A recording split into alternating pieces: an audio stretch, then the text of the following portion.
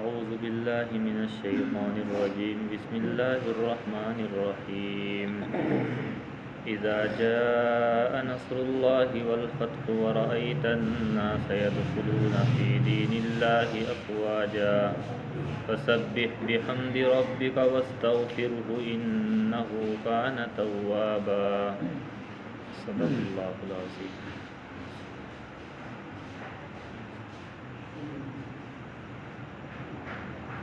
یہ سورہ نصر ہے جس کی مختصر تفسیر میں پہلے عرض کر چکا ہوں، جس کا خلاصہ یہ تھا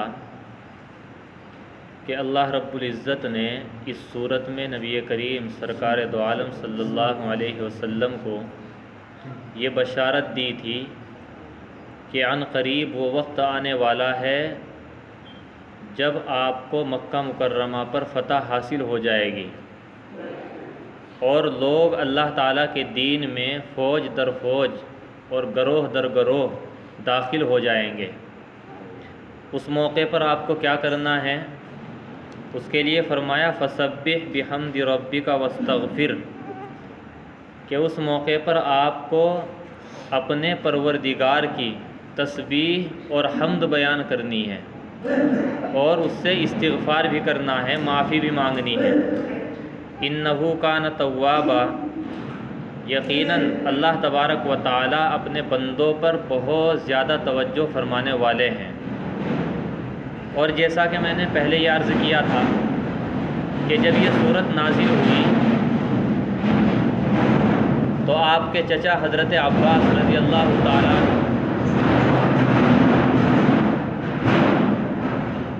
وہ بیٹھ کر کے رو رہے تھے۔ جب انہوں نے یہ صورت سنی، آپ نے تلاوت فرمائی تو بیٹھ کر کے رو رہے تھے۔ تو نبی کریم صلی اللہ علیہ وسلم کے پوچھنے پر انہوں نے فرمایا کہ مجھے اس سے معلوم ہو رہا ہے کہ آپ کے اس دنیا سے جانے کا وقت قریب آ گیا ہے، اس لیے کہ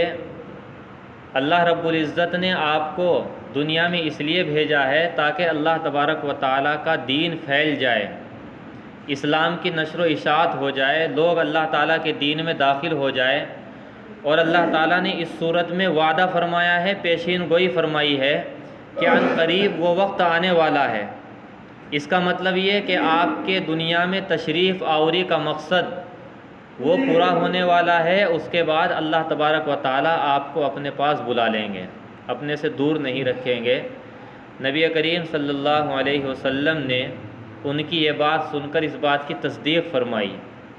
یہ تو اس صورت کا خلاصہ تھا۔ پھر میں نے اخیر میں عرض کیا تھا کہ اس صورت سے ہمیں کچھ اہم سبق ملتے ہیں، بڑے عظیم سبق ہیں جن میں ہمارے لیے بڑی ہدایت ہے۔ پہلا سبق تو یہ، جیسا میں نے عرض کیا تھا، اذا جاء نصر اللہ والفتح،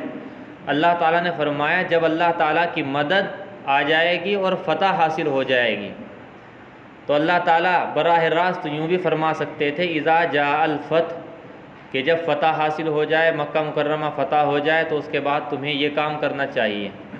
لیکن اللہ تعالیٰ نے ایک اور لفظ کا اضافہ فرمایا، نصر اللہ۔ نصر کے معنی آتے ہیں مدد کے،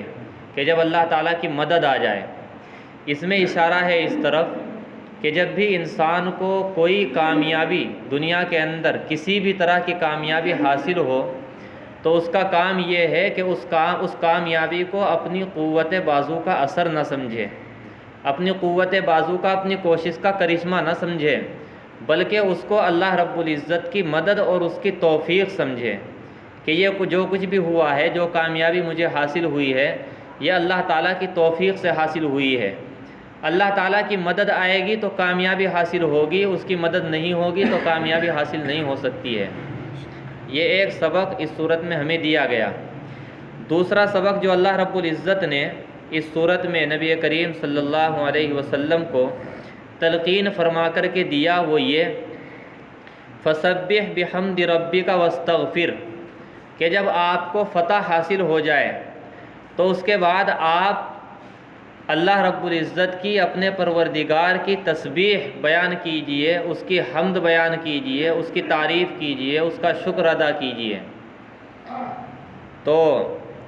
یہ سبق اللہ رب العزت نے نبی کریم صلی اللہ علیہ وسلم کو اور آپ کے واسطے سے پوری امت کو دیا ہے۔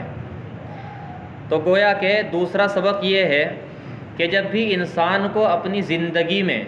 کوئی کامیابی حاصل ہو، کوئی فتح حاصل ہو، دنیا میں اسے کوئی نعمت حاصل ہو، کوئی فائدہ ملے، کسی بھی طرح کی خوشی اور مسرت حاصل ہو، تو بندے کا کام یہ ہے کہ اس موقع پر اللہ تعالیٰ کی حمد میں مشغول ہو جائے، اللہ تعالیٰ کا شکر ادا کرے، اس کی تعریف کرے۔ یہ ایک بندے کا کام ہونا چاہیے۔ اگر بندہ ایسے موقع پر اللہ تعالیٰ کی تعریف کرے گا، اس کا شکر ادا کرے گا، تو یہ اس بات کا اعتراف ہوگا کہ یہ جو کچھ بھی ہوا ہے یہ اللہ جل جلالہ کی توفیق سے حاصل ہوا ہے، مجھے کامیابی حاصل ہوئی ہے، اس کے بغیر مجھے یہ کامیابی حاصل نہیں ہو سکتی تھی۔ اور پھر جب آدمی شکر ادا کرے گا تو یہ شکر ایسی چیز ہے کہ انسان کے دل سے تکبر کی جڑ کو کاٹ دیتا ہے۔ جب آدمی شکر ادا کرتا ہے تو شکر کرنے والے بندے کے پاس تکبر پھٹک نہیں سکتا ہے، کیونکہ اگر آدمی براہ راست اپنی کوششوں پر، اپنی جد و جہد پر، اپنی قوت بازو پر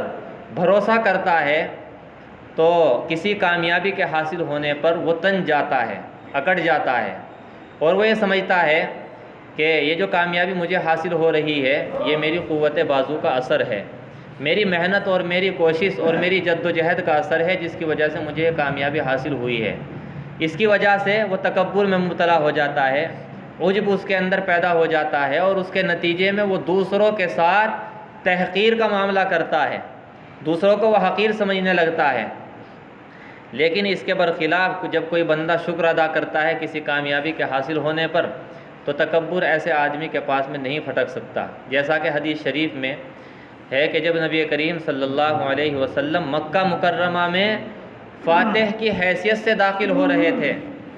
تو صحابی فرماتے ہیں کہ مجھے وہ منظر اس طرح یاد ہے جیسا کہ میں آج بھی اس کو اپنی آنکھوں سے دیکھ رہا ہوں۔ مجھے وہ منظر اس طرح یاد ہے کہ آپ اپنی اونٹنی پر سوار تھے اور مکہ مکرمہ میں فاتح کی حیثیت سے داخل ہو رہے تھے، اور ان لوگوں پر آپ کو فتح حاصل ہو رہی تھی کہ جنہوں نے 13 سال تک آپ کو اور آپ کے صحابہ کرام کو ظلم و ستم کی چکی میں پیسا تھا۔ ظلم و ستم کا کوئی عنوان ایسا نہیں تھا جو آپ کے ساتھ میں مکہ مکرمہ میں نہ برتا گیا ہو۔ ان لوگوں پر آپ کو فتح حاصل ہو رہی ہے جو فخر و غرور میں اور تکبر میں ڈوبے ہوئے تھے، لیکن جب آپ فاتح کی حیثیت سے داخل ہو رہے ہیں تو صحابی فرماتے ہیں کہ آپ اپنی اونٹنی پر سوار ہیں، آپ کی گردن مبارک جھکی ہوئی ہے، ٹھوڈی مبارک سینے سے لگی ہوئی ہے، آنکھوں سے آنسو جاری ہے، اور زبان مبارک پر یہ الفاظ اور یہ تلاوت آپ زبان سے تلاوت فرما رہے ہیں، انا فتحنا لک فتحا مبینا۔ اللہ تعالیٰ نے جو وعدہ فرمایا تھا کہ ہم عنقریب آپ کو فتح مبین عطا کریں گے، وہ وعدہ اللہ رب العزت نے پورا فرما دیا۔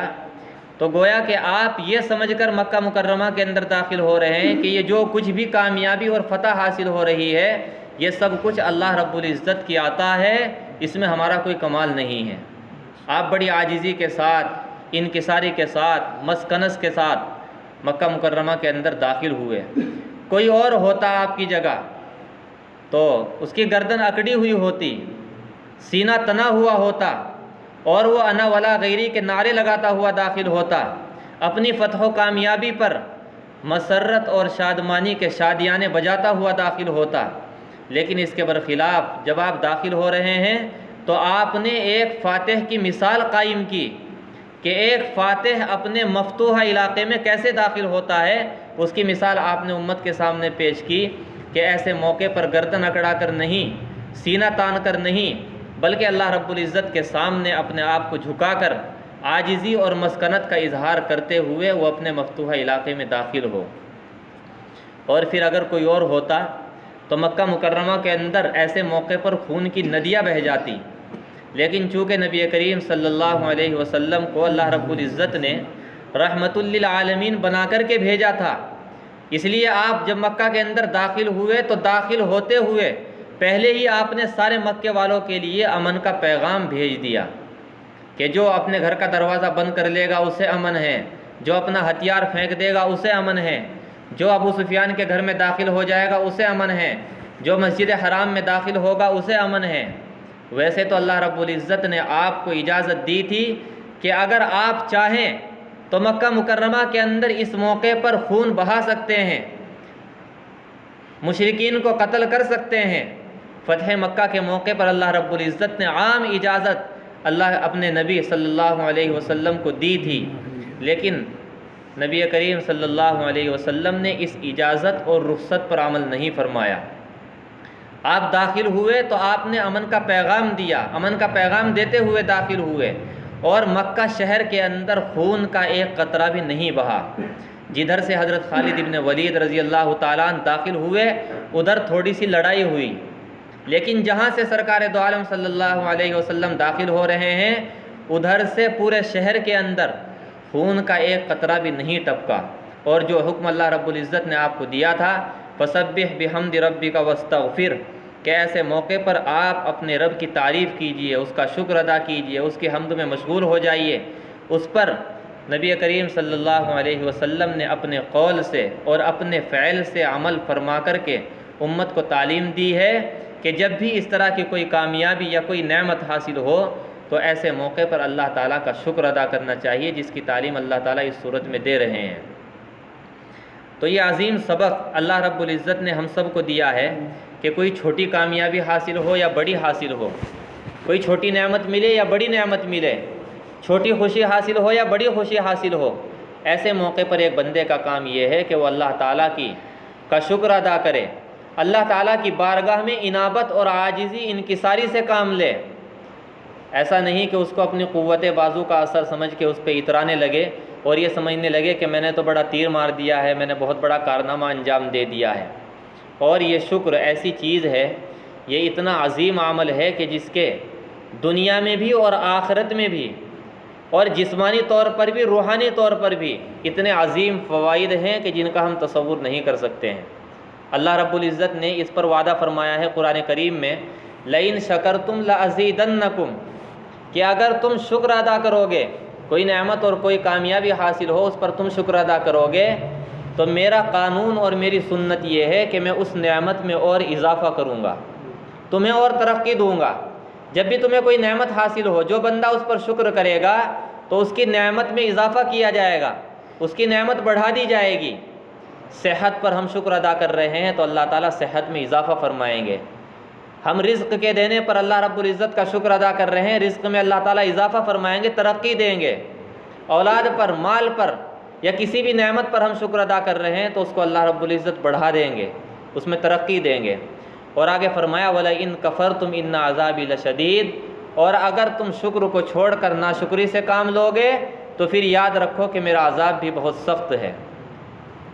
تو یہ تو شکر گزاری ہے، یہ بہت عظیم عمل ہے، اور اس کی وجہ سے آخرت میں اللہ رب العزت نے شکر گزار بندے کے لیے جنت ہی جنت رکھی ہے۔ اور جو بندہ شکر ادا کرتا ہے اللہ رب العزت شیطان سے اس بندے کو محفوظ فرما دیتے ہیں، اور اس کے اندر سے تکبر ختم ہو جاتا ہے، خود پسندی اور عجب اس کے اندر سے ختم ہو جاتا ہے، وہ دوسروں کے ساتھ پھر حقارت کا معاملہ نہیں کرتا ہے۔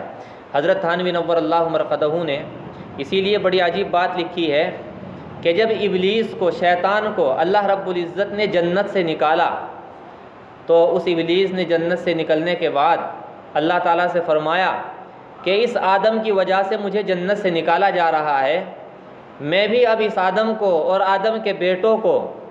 ان کو ہر طرح سے بہکاؤں گا، ان کے دل میں وسوسے ڈالوں گا، خراب قسم کے جذبات ان کے دلوں میں پیدا کروں گا۔ اور اس نے کہا لَآتِيَنَّهُم مِّن بَيْنِ أَيْدِيهِمْ، میں ان کو آگے سے بھی بہکاؤں گا، پیچھے سے بھی بہکاؤں گا، وَعَنْ أَيْمَانِهِمْ وَعَنْ شَمَائِلِهِمْ، دائیں سے بھی بہکاؤں گا، بائیں سے بھی بہکاؤں گا، یعنی چاروں طرف سے جدھر سے مجھے موقع ملے گا ان کو بہکاؤں گا، ان کے دل میں وسوسے ڈالوں گا اور ان پر حملہ کروں گا۔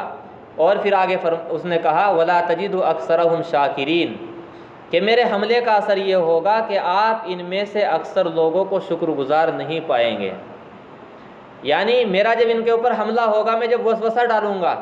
تو میرے وسوسے کا، میرے حربے کا سب سے بڑا اثر ان کے اوپر یہ ہوگا کہ یہ آپ کی شکر گزاری سے رک جائیں گے، کسی بھی نعمت کے ملنے پر یہ آپ کا شکر ادا نہیں کریں گے۔ تو حضرت تھانوی نور اللہ مرقدہ فرماتے ہیں کہ اگر شیطان کے حربے سے بچنا چاہتے ہو اور شیطان کو اس کے وسوسوں میں اور اس کی چال میں ناکام کر دینا چاہتے ہو تو صبح سے لے کر شام تک ہر وقت اٹھتے بیٹھتے چلتے پھرتے لیٹتے ہر وقت شکر کی رٹ لگاؤ۔ ہر نعمت پر اللہ تعالیٰ کا شکر ادا کرو۔ کوئی بھی نعمت حاصل ہو رہی ہے، ہم گھر میں داخل ہوئے، ہم نے سب گھر والوں کو عافیت سے پایا تو کہو اللہم لک الحمد ولک الشکر۔ ہم گھر سے باہر نکلے، ہمیں سواری کی تلاش تھی، سواری مل گئی، کہو اللہم لک الحمد ولک الشکر۔ ہم نے کوئی کپڑا پہنا، ہمیں اچھا لگا، اس پر اللہ تعالیٰ کا شکر ادا کرو، اللہم لک الحمد ولک الشکر۔ ہم نے کھانا ہمارے سامنے آیا، ہمیں اچھا لگا، اللہم لک الحمد ولک الشکر۔ غرض کہ صبح سے لے کر شام تک جو نعمتوں کی بارش اللہ رب العزت کی طرف سے ہمارے اوپر ہو رہی ہے، اس پر شکر ادا کرنے اور کرتے رہنے کی عادت انسان کو ڈالنی چاہیے۔ اسی کے لیے اللہ رب العزت نے قرآن کریم میں حضرت داؤد علیہ السلام کے بارے میں فرمایا انہ کان عبدا شکورا، کہ وہ اللہ رب العزت کے بہت شکر گزار بندے تھے، یعنی وہ ہر وقت شکر میں مشغول رہتے تھے، ہر وقت اللہ رب العزت کا شکر ادا کیا کرتے تھے۔ اور پھر یہ ایسی عبادت ہے شکر ادا کرنا کہ آدمی نمازیں پڑھ رہا ہے، نوافل کا اہتمام کر رہا ہے یا کوئی اور عبادت انجام دے رہا ہے تو ممکن ہے کہ کسی عبادت میں ریاکاری شامل ہو جائے، دکھاوا بھی شامل ہو جائے، لیکن اللہ کا شکر ادا کرنا، آپ دل میں اللہ تعالیٰ کا شکر ادا کر رہے ہیں تو یہ اتنی عظیم عبادت ہے کہ اس میں ریاکاری کا بھی شبہ نہیں ہے، دکھاوے کا کوئی شبہ نہیں ہے، اس کا احتمال بھی نہیں ہے۔ آپ دل میں اللہ کا شکر ادا کر رہے ہیں، کانوں کان کسی کو پتہ بھی نہیں چل رہا ہے، اور ایک بہت عظیم عبادت انجام پا رہی ہے اور اخلاص کے ساتھ انجام پا رہی ہے، کوئی ریاکاری کا اس میں شبہ نہیں ہے، کوئی شائبہ نہیں ہے۔ تو یہ اتنی عظیم عبادت ہے کہ بسا اوقات بعض مرتبہ یہ دوسری عبادتوں سے، نماز و ذکر و تسبیح اور تلاوت وغیرہ سے بھی بڑھ جاتی ہے۔ بہرحال خلاصہ یہ کہ اللہ رب العزت نے جو عظیم اسباق اس صورت میں ہمیں دیے ہیں، ان میں سے دوسرا سبق ہم سب کے لیے یہ ہے کہ جب بھی ہمیں دنیا کے اندر کوئی خوشی حاصل ہو، کوئی نعمت حاصل ہو، کوئی فائدہ ملے، کوئی کامیابی حاصل ہو، کوئی فتح ملے، غرض کہ اللہ رب العزت کی طرف سے کوئی بھی انعام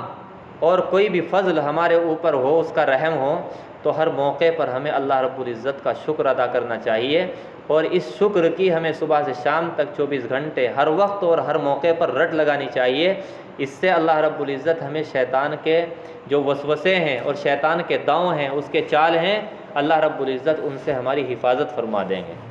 اللہ تعالی ہم سب کو عمل کی توفیق عطا فرمائے۔ سبحان اللہ و بحمدہ، سبحانک اللہم و بحمدک، اشہد ان لا الہ الا انت، استغفرک و اتوب الیک۔ سبحان ربک رب العزۃ عما یصفون، سلام علی المرسلین، والحمد للہ رب العالمین۔ صلی اللہ علیہ وسلم۔